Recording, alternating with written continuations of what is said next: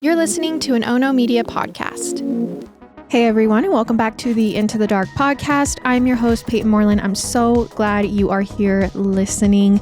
Again, if you are watching on YouTube, please do all the things. If you are listening on audio, please do all the things. And please share this episode with someone in your life so we can get the show spread. That's all. That's what we need to do. Jumping into my 10 seconds before we get into the case, I actually have been on a huge tinfoil tale binge lately. I have just been all over YouTube, just diving deep into these theories, and it is mind blowing. And so I think I want to cover more of them on the channel. The issue is every single time I do venture into that area, I can't say the word, but not making money from the episode, from the platform. They don't like it. Okay. And it's not just this show. We covered a case on my other show, Murder with My Husband, that we kind of alluded to a government agent. Boom. Episode tanked. They literally don't like it. And so I don't know how the videos I'm watching that are so obvious and say every word have these views and are doing good. But that's the issue I run into in this channel. And I'm not saying that there's some huge tinfoil tale around that in and of itself. I think that there's an urge to not spread misinformation.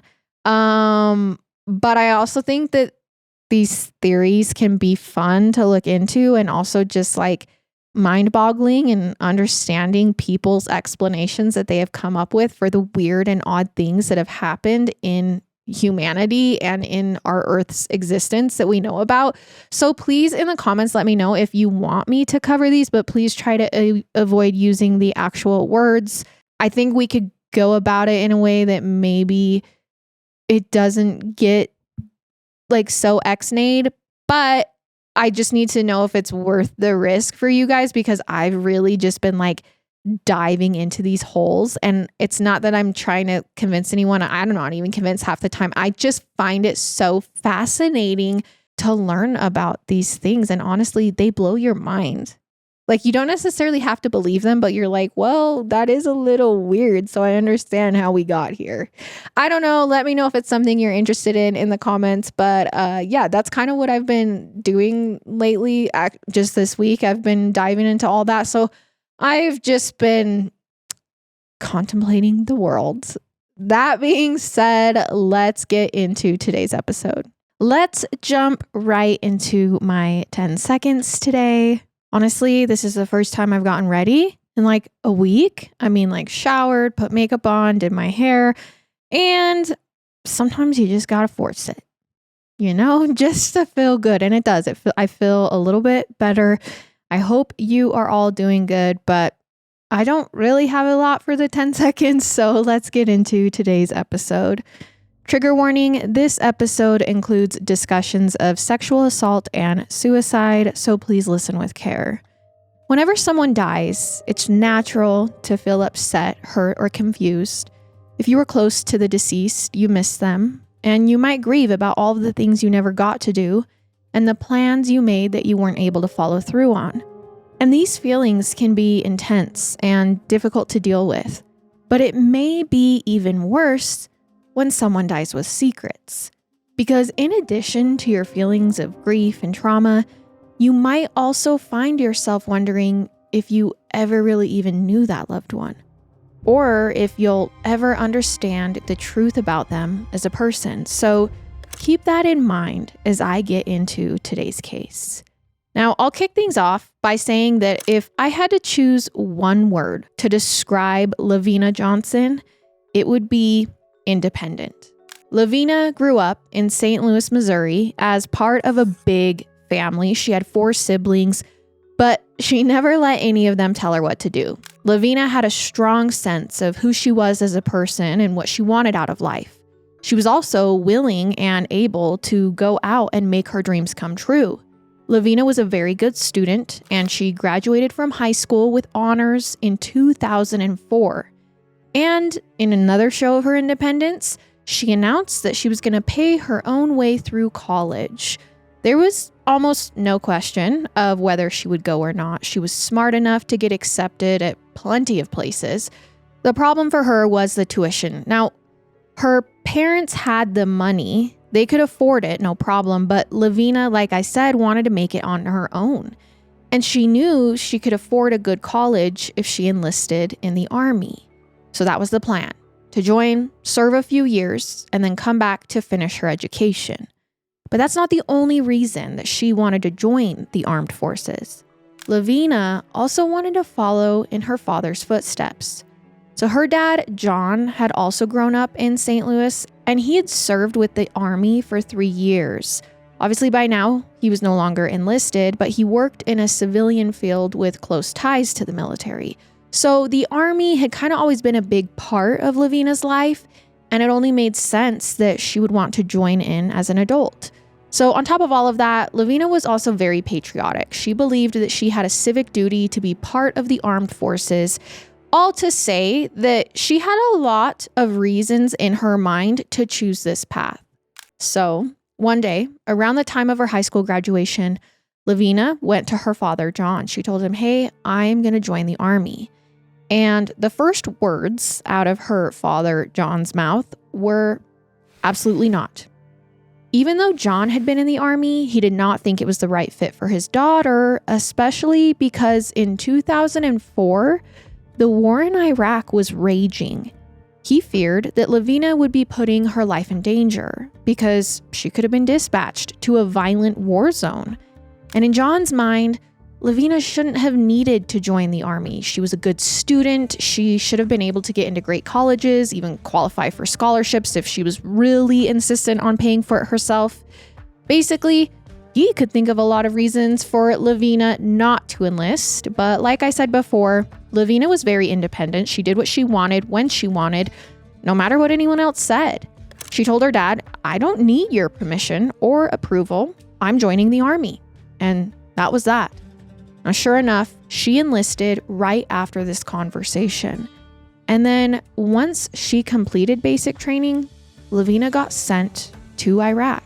Life overseas at this time was tough, of course, but overall, Lavina seemed happy and excited whenever she wrote to her family or spoke to them on the phone. It came across like she was exactly where she wanted to be at this point. She celebrated her 19th birthday abroad, and then on Father's Day, she sent her dad a card, and it said, "Like father, like daughter." So it's pretty obvious that she was still proud to be following in her father's footsteps. Now, not long afterward, she got new deployment orders.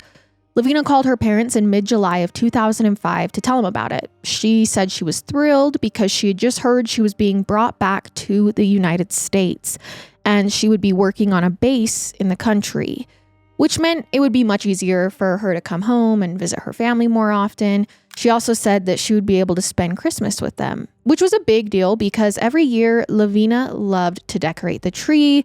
It was a family tradition she never wanted to miss. And this year she was going to keep the trend going. So all in all, this was really good news, and Lavina seemed so thrilled to share it. But a few days later, on the morning of Tuesday, July 19th, after this excited phone call home, everything changed. At 7:30 in the morning that day, her parents and siblings were all asleep in their beds when someone knocked on their front door.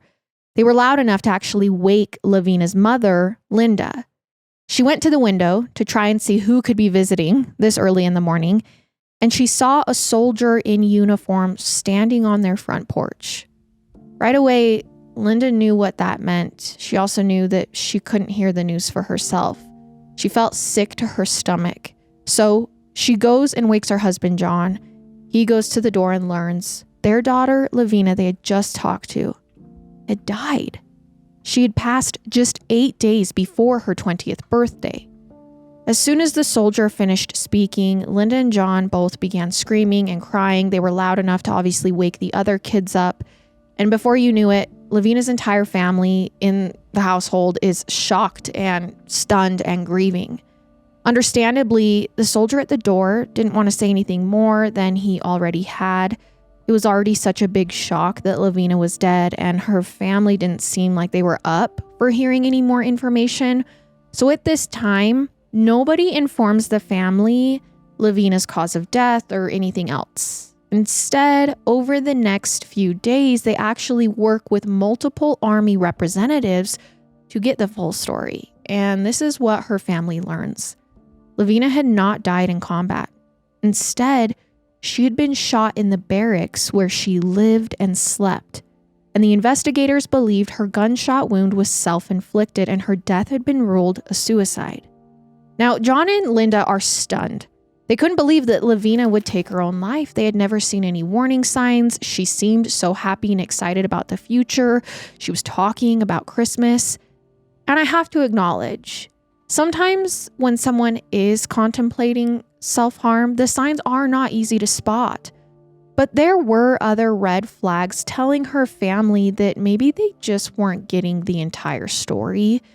First, John still had a lot of friends and connections in the Army, so he reached out to someone who could speak to him more frankly than her official representatives had.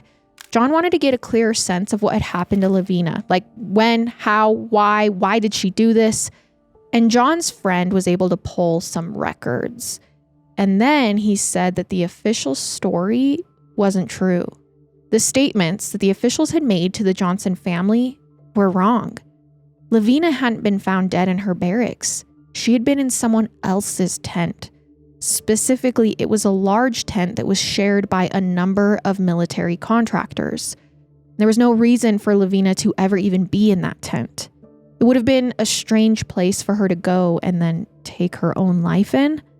Now, already the pieces aren't adding up, and John and Linda couldn't understand why the Army would have even given them false information about their daughter's death, and so this just comes as such a huge shock and disappointment. And then, right before Lavina's funeral, the evidence became even more alarming. Her body was shipped back to St. Louis for burial, and this was the first time her parents got to look at her after her death. And as soon as John saw his daughter's remains, he knew something wasn't adding up.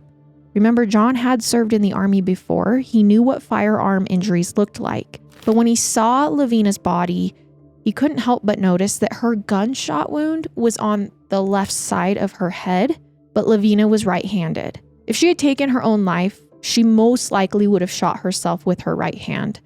So he asked one of his Army contacts how this is possible, and they said, oh, the wound on the left side of her head is an exit wound. Their argument was it was smaller, it was harder to see an entry wound on the right versus the left. The problem is, though, John knows what exit wounds looked like. He does not believe this story, that this is the exit wound. He also felt suspicious when the Army representatives told him that they thought Lavina had shot herself using an M16 rifle. First of all, John didn't think her wound was consistent with that kind of gun. Again, he would know. Plus, M16s are really long. Lavina was a pretty small girl with short arms. She was only 5 feet 1 inch tall.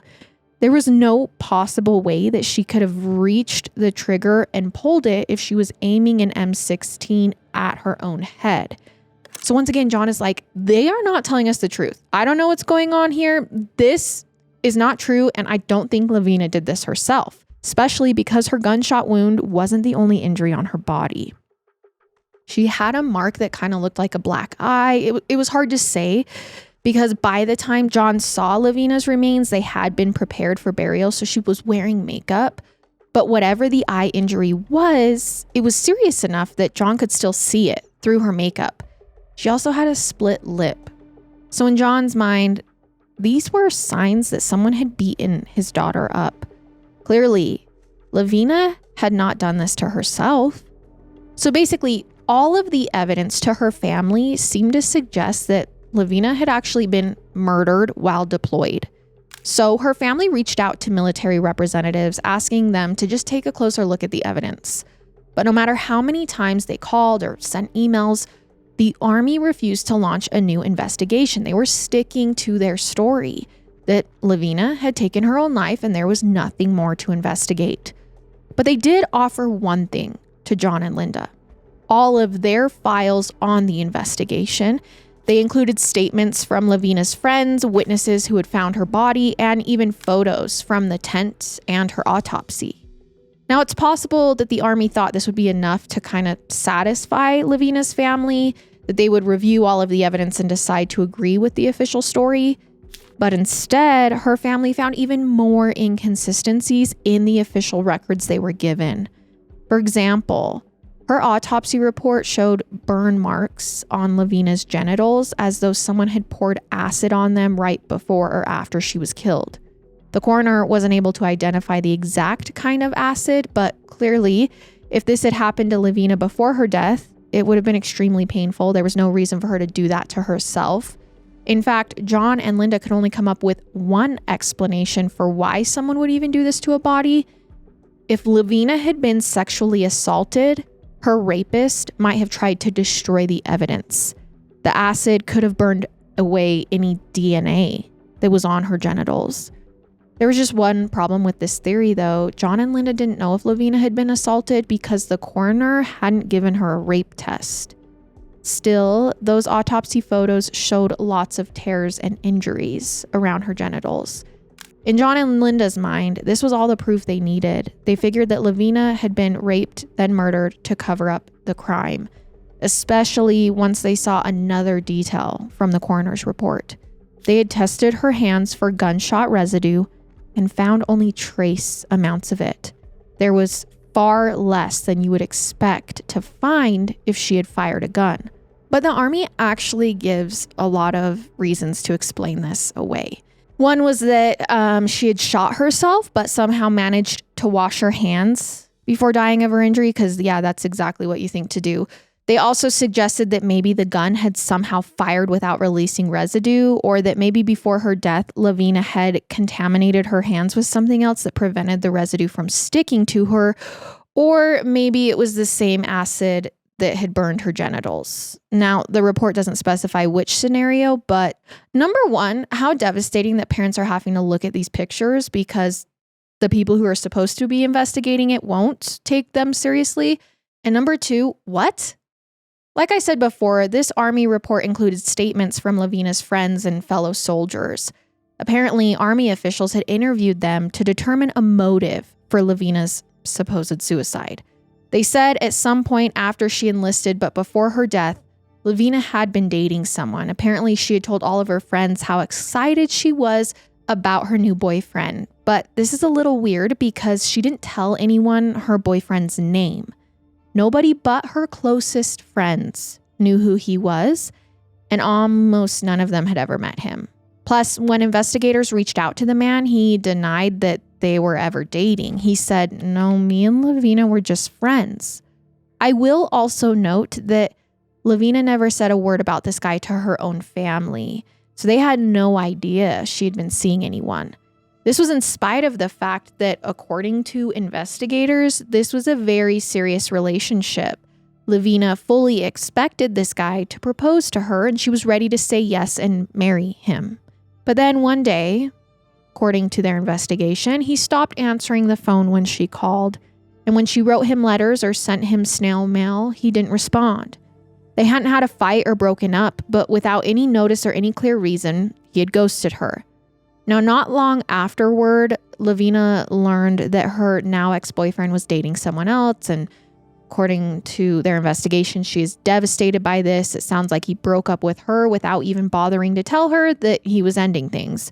But in her mind, they were technically still together, so he was cheating on her. Now, according to Lavina's friends and fellow soldiers, she was very upset about the situation, of course. She was stressed out enough that her behavior changed.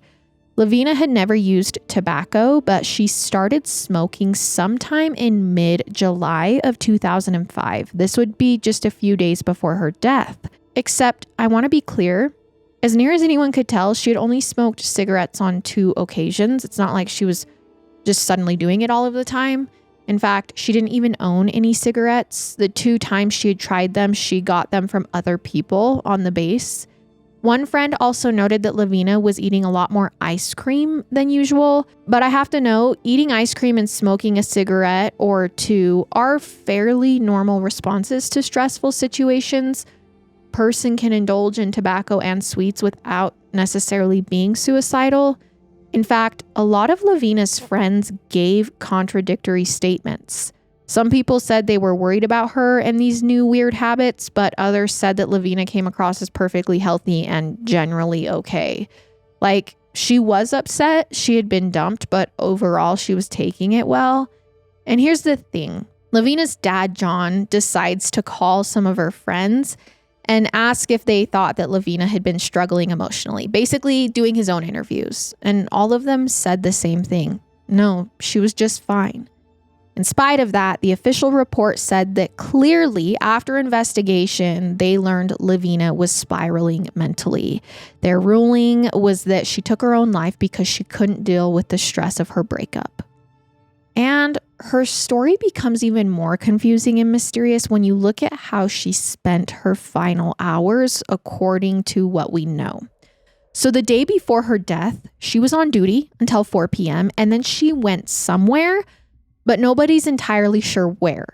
The other people in her barracks agreed that she never came back to her bunk or went to sleep that night, and she was usually in bed by midnight, but no one spotted her that evening. I'll also note that nobody saw her go into the contractor's tent where she was later found dead. And it is impossible to say if she went alone or if there was someone with her. All I do know is that shortly after 2 a.m. on the morning of the 19th, many soldiers on the base heard a loud bang coming from the tent she was found dead in. Most of them recognized it as a gunshot, but they didn't realize it was an emergency situation. Some enlistees figured it was just someone out there doing target practice. Still, quite a few people actually went towards the sound and into the tent, and that was when they found Lavina's body. Even though someone got a medic right away, it was clear there was nothing to be done. She was already dead. The gun was lying next to her as though it had been in her hands when she'd pulled the trigger. And there was something else near her body, a pack of Marlboro Lights. Except, like I said before, Lavina had never owned any cigarettes before her death. There was no record of her buying these, so nobody knew where the pack had come from. It kind of feels like one more piece of evidence that there was someone else there at the time of the death. One more reason to believe that there's foul play involved. But even when her family points out all of these inconsistencies, they pledge their case. Please open her investigation. The Army doesn't listen. So finally, John and Linda get frustrated with all of the roadblocks that they're hitting. They realized that they were not going to be able to get results on their own, so they needed to apply more pressure, which meant going to the press and telling Lavina's story. The hope was that if her name and her picture was in the news, her death would become famous, and then maybe enough people would be angry that they could shame the Army into taking her case seriously. But instead, when the media told Lavina's story, they highlighted how it was part of a pattern. Sadly, there was a long history of female soldiers suffering violence while they were serving in the Army, and that problem still exists today, as of this recording. One recent study showed that about 20,500 women in the military have been sexually assaulted during their service. For context, that works out to be a bit more than 1 out of every 20 female enlistees. The vast majority of the time, the rapist is another service member, not a civilian or an enemy. There are also cases where individuals simply attack their female colleagues because they think they can get away with it. There's cases where they attack them because they're new. Sexual assault is a huge problem in the military, and sometimes those attacks culminate in more serious crimes like murder. The rapists might kill their victims to stop them from reporting the crime, or again, just because they believe they can get away with it. In fact, Lavina wasn't the only female soldier to die under mysterious circumstances that seemed to be related to rape. There were a lot of stories exactly like hers. Take what happened to a woman named Tina Priest. Now, like Lavina, Tina was dispatched to Iraq when she was just 19 years old. But during her deployment, Tina was sexually assaulted. And afterward, she did all of the things that they say you are supposed to do. She reported the crime and worked with the base's police department in Iraq to try and bring her rapist to justice. Now, on top of that, Tina also called her parents every day to explain what was going on and keep them updated. Of course, Tina was angry about what had been done to her and she wanted to make it right. She wasn't depressed, at least not so far as anyone could tell, but 10 days after the assault and after she reported it, Tina was found dead in her barracks of a gunshot wound. Her death was ruled a suicide by the Army, but Tina's parents didn't believe it. And just like Lavina, her injuries were not consistent with a self-inflicted gunshot wound. It was another case where the angle wasn't right, the gun was too big for her to hold it and aim it at herself. Tina's parents thought that the Army was covering up her murder, maybe even to protect the killer. And these sorts of things continued to happen even after Lavina's death, like in the case of Kamisha Block. On August 16, 2007, Kamisha was serving in Iraq as an Army specialist. But that night, a fellow soldier shot her 5 times, killing her and then taking his own life. And after she died, the Army covered up her real cause of death, telling her family that she had died in combat. It took almost a year of campaigning and advocacy before the military changed the official position. Finally, in early 2008, they admitted that they had lied and the truth about Kamisha came out. And you have to wonder, how many other times has this happened? The point is, the media was right. This is a pattern. It happens a lot of times. But sadly, even with all of this evidence and all of the press attention, Lavina's death never received a new investigation. Her case is still formally classified as a suicide to this day, and her family is still fighting for justice that they believe she has not received. In 2007, they arranged for a second autopsy for Lavina. Their hope was that an impartial coroner might discover something that the Army's medical examiner had missed. But unfortunately, the second post-mortem exam was inconclusive. The doctor couldn't prove that Lavina had been murdered. They couldn't disprove it either. And they also couldn't rule out the Army's conclusion that she had died of suicide. So that exam didn't solve the mystery and it didn't bring justice to Lavina. There are still a lot of questions about her real cause of death to this day. And it is still deeply painful for her loved ones, even after all these years. In fact, at one point, her mother, Linda, decided that she couldn't bear to look at photos of her daughter anymore because every time she saw her smiling face, the grief became unbearable. So she tried to remove pictures of her from the home, which is obviously very difficult for Lavina's father, John, who is grieving in a different way. He didn't want to hide photos or get rid of them. He wanted to remember his daughter and keep all of these mementos around. So he gathered all of the pictures and put them in the basement. That way he could look at them when he wanted to without his wife needing to see them. These days, John still advocates for Lavina by giving media interviews. He handles a lot of the press, so his wife doesn't have to do it, but both of them are anxious for Lavina to get justice. It has been 20 years and they are both still waiting. Now, I can't cover this case without telling you an alternative narrative. Some legal experts and military spokespeople suggested that there is an alternate explanation. Another way to explain all of the misinformation and confusion around Lavina's case. They didn't believe that anyone was hiding anything or protecting her murderer. Instead, they say this might have all been a huge miscommunication. See, in 2005, some Army officials still weren't used to digital records, meaning that when they investigated Lavina's death, they didn't put all of the information into their computers correctly. It wasn't that they wanted to mislead anyone or hide anything. They were just still learning the system and they made honest mistakes. So that could explain, for example, why the Army originally told John and Linda that Lavina had died in her own barracks and then had changed the story that she died in someone else's tent. They may not have been intentionally lying. They just might not have had all the correct information.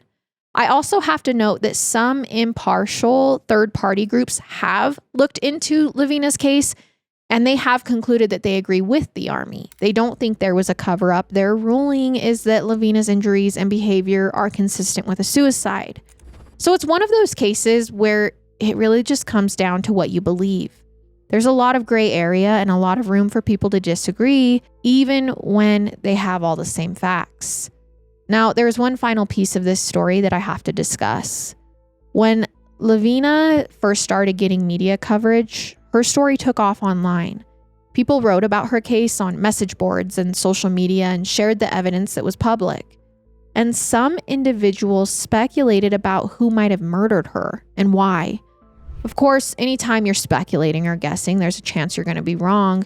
Plus, in a few cases, people even exaggerate or spread misinformation on purpose to promote certain theories or ideas. We certainly see that happen today. So there's a lot of bad information about Lavina out there. Actually, there are websites full of claims that just aren't true, or at the very least haven't been confirmed. It is possible that some of those claims are true, but from the outside, it is impossible to say for sure. Now, I understand people want answers. It's a very natural thing. This case is so strange and so mind-boggling. It's natural to latch on any explanation that could help it make sense. But today, I chose not to share those theories or repeat any of the rumors involved in this case. As much as possible, I stuck to the facts that were verified. Because after everything that's happened, if there is one thing that Lavina and her family deserve, it's the truth. It's what we can verify. And whether or not you look into Lavina's case and think that the army was right or her family was right, it doesn't take away from the fact that there is still an epidemic going on in our military services when it comes to violence against women. Like I said, Lavina is one of many. We need to make it a safe place for women to serve their country. And I hope that we are slowly getting there. All right, you guys, that was our episode, and I will see you next time as we dive further into another one. Goodbye.